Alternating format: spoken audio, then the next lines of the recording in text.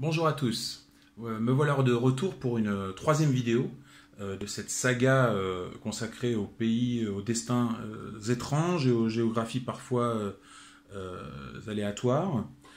Donc aujourd'hui nous allons changer complètement de zone après l'Europe, après l'Afrique de l'Ouest, nous allons carrément changer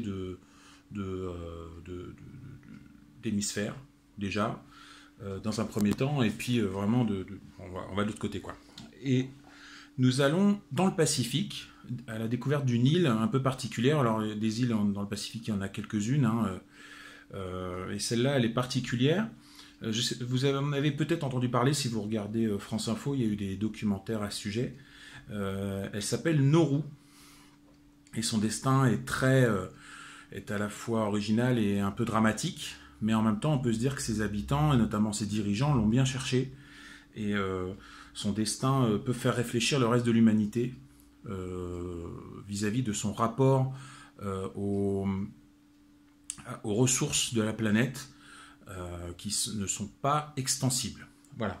Donc, Nauru, vous voyez, donc ça, c'est pas une pizza qui aurait mal tourné ou un cancer généralisé qu'on m'aurait décelé. Non, pas du tout, c'est l'île de Nauru. Voilà, donc l'île de Nauru, c'est une toute petite île de 21 km². En gros, c'est 1000 fois mon appartement. Voilà. Donc en regardant mon appartement, même en l'imaginant dupliquer 1000 fois, j'ai du mal à voir un gros truc, quoi. Voilà. Donc c'est tout petit. Ce qui est marrant, c'est qu'il y a quand même 12 districts quand même dans cette île. C'est-à-dire qu'ils ont réussi à la diviser en... Nous, on a 12 régions, eux, ils ont 12 districts. Mais c'est la taille d'un timbre-poste miniature à peu près. Voilà, donc c'est dans le Pacifique. Je vais vous montrer sur mon magnifique globe. Parce que figurez-vous que je suis vraiment très équipé. C'est mon globe qui date de mon adolescence. Avant, c'était une lampe. Je vous raconte ma vie. Et donc, vous voyez, ici, il y a l'Australie. Bonjour. Ça m'a toujours fait penser à une tête de chien, l'Australie. Je ne sais pas ce que vous en pensez. Et on remonte vers le nord-est. Et ici, vous voyez, juste en dessous de l'équateur, ici, vous avez Nauru. Voilà. Donc ce que vous pouvez constater, c'est que Nauru, c'est une île qui est un peu toute seule. C'est au nord-est de l'Australie, de la Nouvelle-Guinée.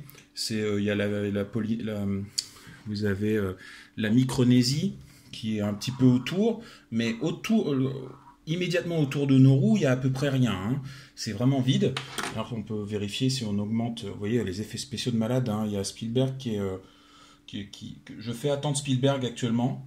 Donc il n'y a vraiment rien autour. Quand on augmente, c'est au niveau du vis-à-vis, ils ne sont pas trop embêtés, mais ce n'est pas leur plus gros problème.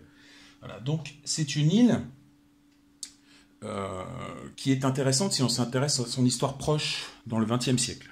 Donc avant l'arrivée des Européens, comme à peu près tous les pays de la planète, avant l'arrivée des Européens, il y avait des peuples océaniens, mélanésiens, qui se baladaient en pagne, etc.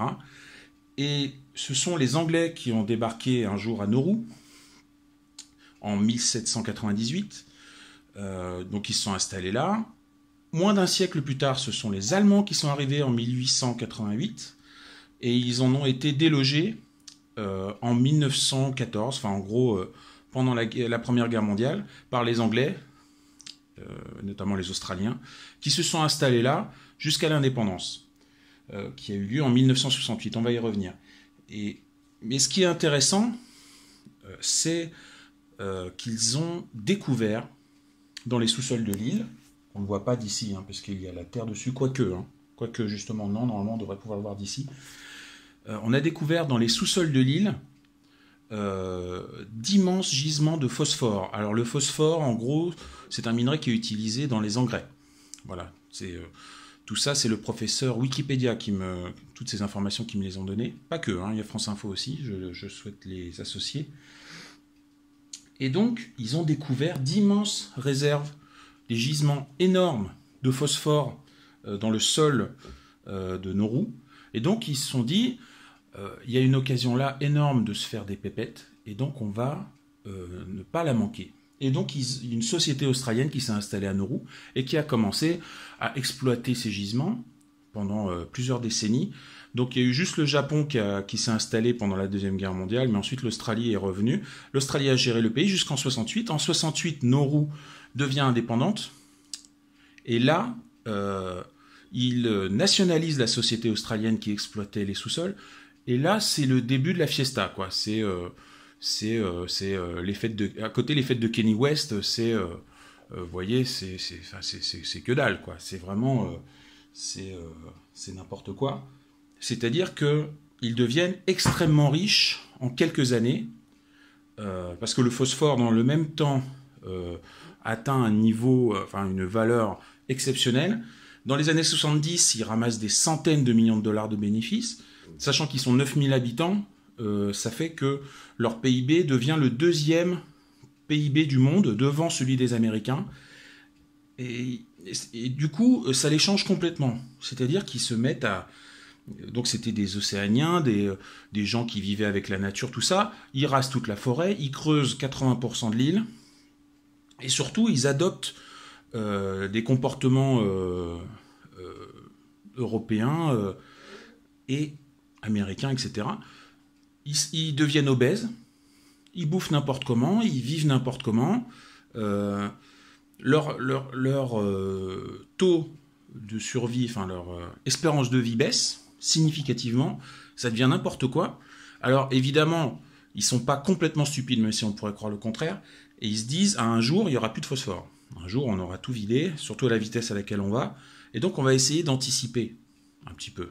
Ils se disent, à un moment où ils devaient être sobres, pendant 5 minutes, ils se sont dit, merde, on va peut-être pas essayer de tout dépenser l'argent qu'on gagne. De toute façon, il n'y a pas grand-chose à faire ici. Donc, on va essayer de l'investir.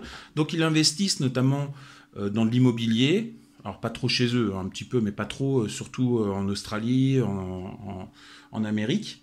Ils achètent des terres, construisent un golf aussi. Donc, ils investissent beaucoup. Sauf que 30 ans plus tard, donc 30 ans après l'indépendance du pays, à la fin des années 90, ils ont vidé les réserves du phosphore, comme prévu. Sauf qu'ils se rendent compte qu'ils n'ont pas vidé que le phosphore, ils ont aussi vidé les caisses, puisque l'immobilier ne rapporte rien, parce qu'ils ont très mal investi. Les caisses ont été vidées par la corruption et par des gens peu scrupuleux. Et du coup, ils plongent littéralement dans une crise économique majeure. Ils ont plus un radis, et donc ils décident. Ils décident pas, ils n'ont pas de choix. Ils sont obligés du coup de devenir un véritable État voyou. Obligés. Pour survivre. Par exemple, j'ai pris des notes parce que je suis organisé. Ils se spécialisent dans le blanchiment d'argent. Voilà. Ils vendent des passeports à la mafia, notamment la mafia russe. Et c'est toujours le cas maintenant. Ce pays est réputé pour ses faux passeports. Ils sont devenus, une terre d'accueil pour les immigrés australiens. C'est-à-dire que quand les Australiens capturent des immigrés clandestins dans leurs eaux, ils les envoient à Nauru. En tout cas, ils les envoyaient. Il paraît que c'est plus le cas, mais bon, voilà. Ils les envoient à Nauru. Et en échange d'argent, c'est-à-dire qu'ils payent Nauru pour héberger sur leur île dévastée leurs immigrés. Voilà, donc ça c'est très sympa aussi. Il paraît que les conditions sont épouvantables pour les immigrés australiens. Et depuis 1999, ils font partie de l'ONU aussi. Et ce qui est intéressant, c'est qu'ils ont trouvé un moyen de monnayer leur appartenance à l'ONU, c'est-à-dire qu'ils vendent leur voix lors des votes. Il y a régulièrement des votes à l'ONU pour savoir ce qu'ils doivent faire.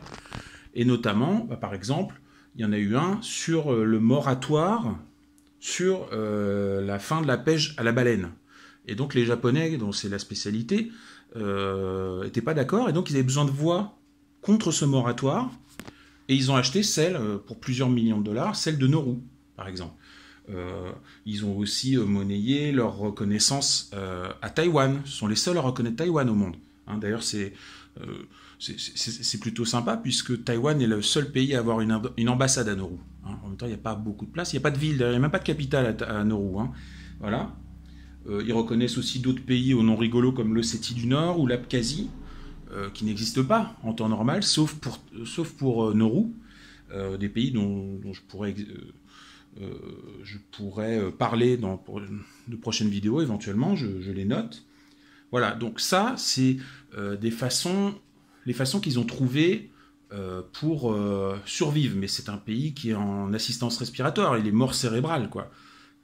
Il n'y a plus d'économie, plus rien. Il y a 90% de chômage, sachant qu'il y a, il y a 30 députés à peu près. C'est une république, hein, c'est une démocratie, le président est élu, les députés sont réélus tous les 3 ans, ce qui est quand même assez rapide, et le président est élu par les députés.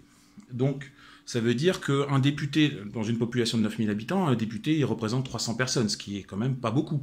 Hein, c'est quand même une vraie démocratie, pour le coup, très proche de son peuple, on va le dire. Hein. Mais 90% de chômage, en gros les 10% c'est les députés, quoi. Voilà, sinon le reste ils sont tous au chômage, je sais pas trop ce qu'ils mangent, des cailloux peut-être, je ne sais pas.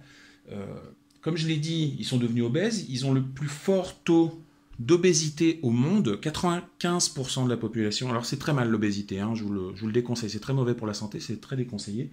95% de la population d'un pays qui crève la dalle est obèse.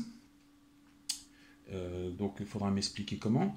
En gros, dans ce pays, ce sont les maigres dont on se moque. Hein. C'est-à-dire quand il y a un mec dans la rue, les vêtements ne lui collent pas au corps, on se moque de lui. En gros, on ne parle pas de grossophobie là-bas, on parle de maigrophobie. Hein. Voilà. Qu'est-ce que je pourrais dire d'autre? Donc ils ont viré toute la forêt, évidemment. Ils ont creusé 80% du territoire. Donc en gros, ils vivent dans des trous, hein, comme des hobbits. Voilà. Alors ils ont trouvé une solution. Ça fait 10 ans qu'ils travaillent dessus. Une solution qui peut paraître drôle si elle n'en était pas pathétique. Cette solution, ce serait de acheter de la terre. Alors, pas acheter des terres. Hein. Ça, ils ont déjà essayé de le faire, ça n'a pas marché. Ils veulent acheter de la terre, c'est-à-dire le truc qu'on achète chez Truffaut, quoi, dans les gros sacs.